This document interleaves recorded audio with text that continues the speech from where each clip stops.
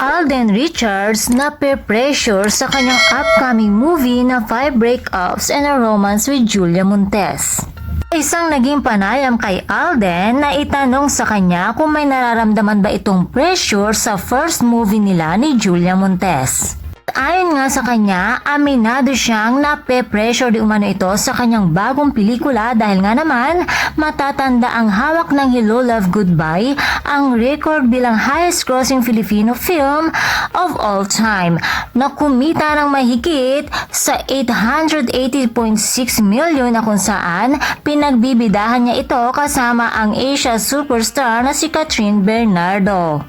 Dahilan din kung bakit takot ito at kung maaari ay ayaw pa sana niyang tumanggap ng bagong movie project. Subalit syempre isang napakagaling din na aktres ang kasama niya rito. Walang iba kundi si Julia Montes. Kaya naman ibang story na naman ang ating mapapanood. At kung nagustuhan natin ang Hello Love Goodbye, for sure magugustuhan din natin ang 5 Breakups and a Romance dahil madami ding makakarelate sa pelikulang ito.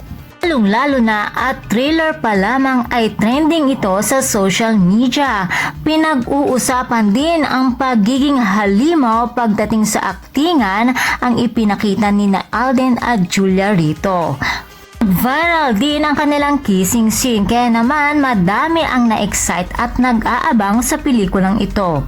Samantala, hindi naman makapaniwala si Julia Montes kung bakit siya ang napili makapareha ni Alden.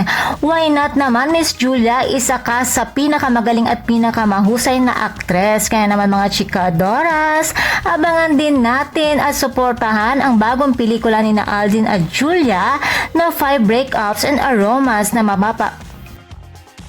Please don't forget to watch, like, share, and subscribe my channel and click the notification button para ma-notify ka kung meron akong bagong video.